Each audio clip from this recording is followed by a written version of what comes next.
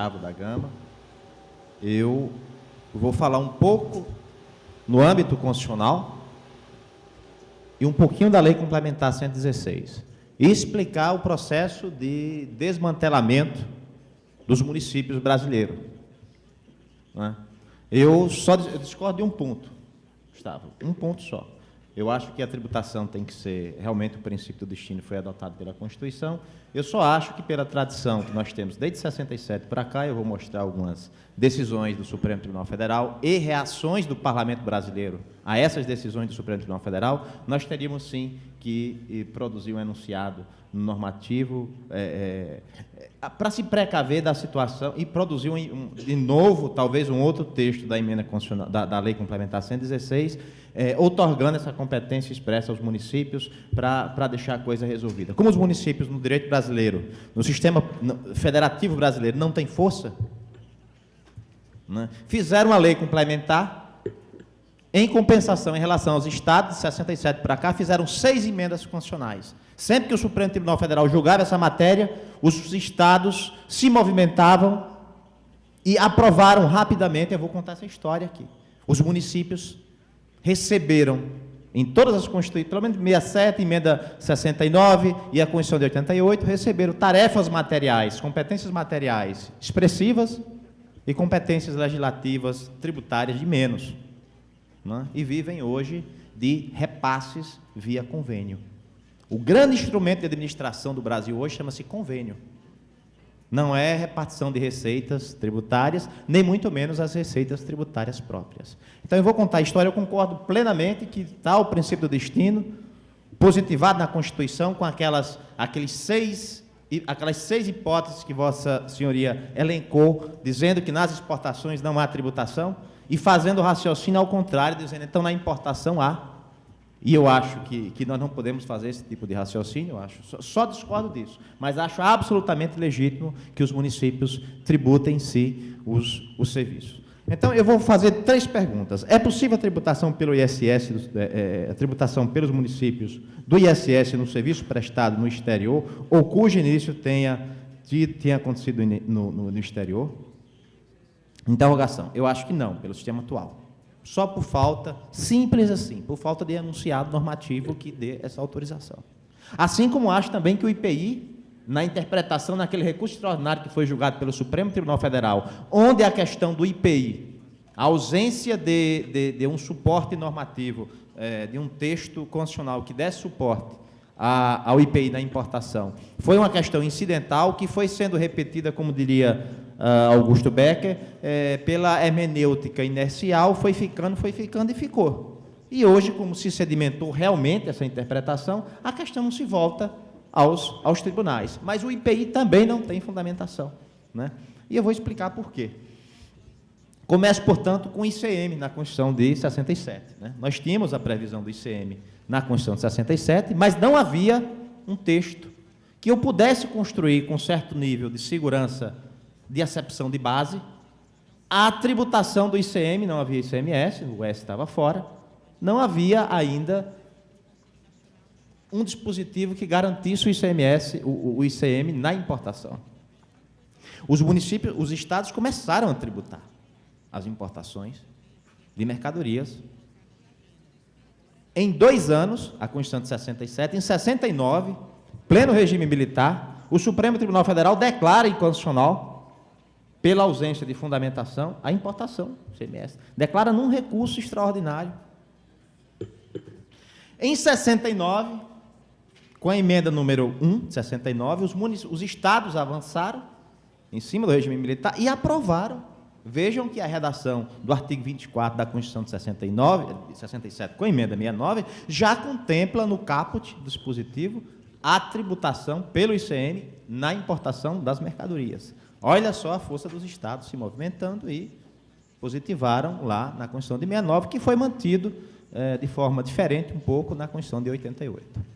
Chega em 88, os estados mantêm o dispositivo, mas ainda com nível de insegurança em relação às importações feitas por pessoas jurídicas para ativo permanente e pessoas físicas. né, os estados começam a tributar de forma uniforme essa mercadoria e o Supremo julga inconstitucional, por ausência de suporte. Os estados se movimentam. Em 93, a emenda número 3 modifica o caput do artigo 155.2, dizendo que, e a redação atual do dispositivo, dizendo que o ICMS incide, inclusive, quando deixa eu só ler a redação, né? Operações relativas à circulação de mercadoria, ainda que as operações e as prestações se iniciem no exterior, ainda, como se estivesse pedindo licença, dizendo, olha, estou corrigindo a jurisprudência do Supremo Tribunal Federal por emenda constitucional, a emenda número 3/93. Né? Rapidamente, os estados se movimentaram e essa PEC foi aprovada. Mas permanece, o Supremo vem e começa a dizer, olha, mas na importação por pessoa física ou por contribuinte ou por pessoa jurídica que não seja contribuinte do ICMS, não há possibilidade dos estados tributarem pelo ICMS a essa importação. O Supremo declara inconstitucional em recurso extraordinário, sem repercussão geral, não foi ADIM, foi um recurso extraordinário, não havia repercussão geral. Em 1 ano e 3 meses, veio a emenda constitucional número 33/2001, e modifica o artigo 155, parágrafo 2º, 9A da Constituição, que tem a seguinte redação. Incide também o inciso 9. Sobre a entrada de bens ou mercadorias importadas do exterior por pessoa física ou jurídica, ainda que não seja contribuinte habitual, exatamente o que o Supremo, é a cópia da parte dispositiva da decisão do Supremo Tribunal Federal.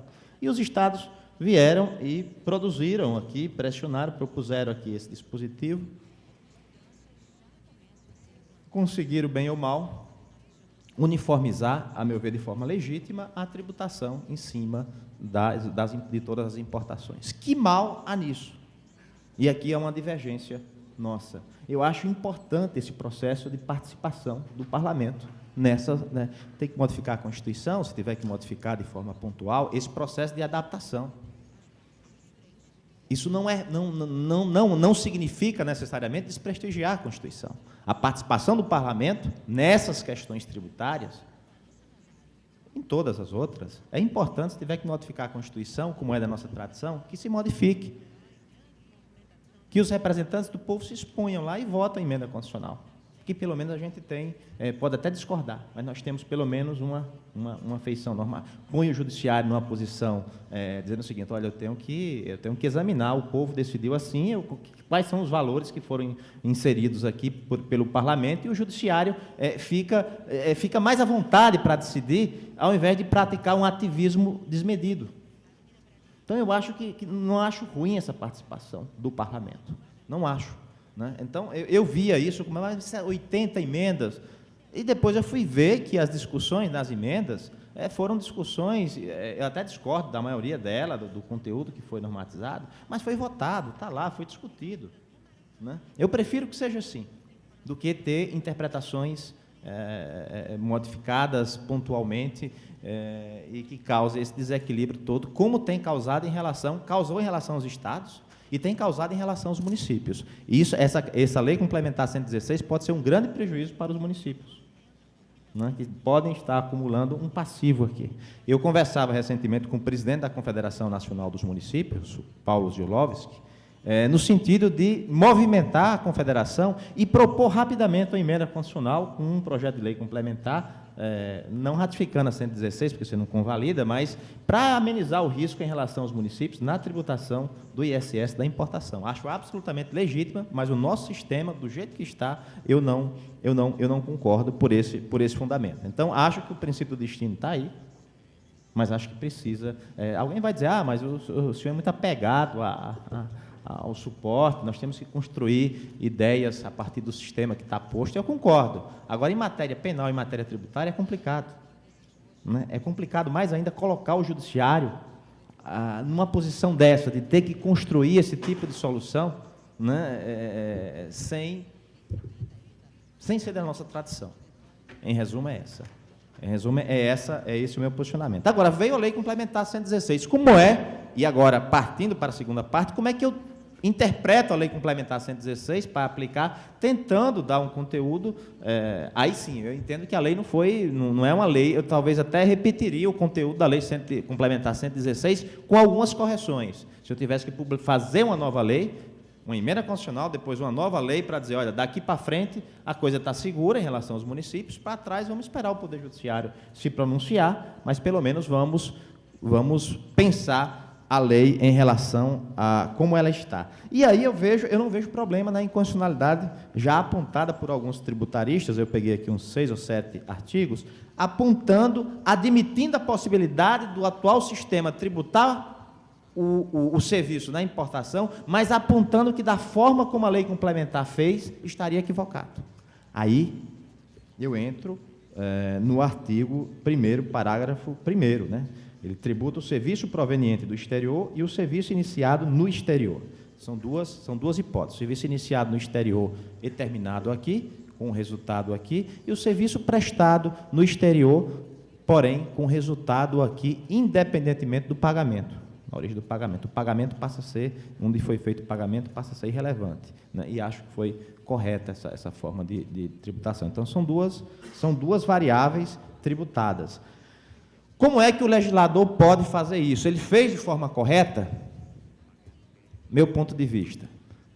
Tem 22 serviços elencados na lista de 40. Foram 40 itens anexo à Lei Complementar 116. Tem 22 serviços que a Lei Complementar deveria ter sido precisa em relação ao momento da tributação na importação. Ela deveria ter, cumprindo aquela função de evitar conflitos de competência em matéria tributária, lá o 146.3 da Constituição, ali é normas gerais, o 1, né? 1 ou 2, eu não lembro, né? Ela deveria ter previsto possibilidades, por exemplo, serviço de treinamento de internet. A empresa na Suíça treina, é contratado por uma empresa brasileira para fazer o treinamento. A empresa brasileira tem, sei lá, 10, 20, 30 filiais em cada município, e você contrata, paga pela matriz, R$100 mil, cada município vai querer tributar.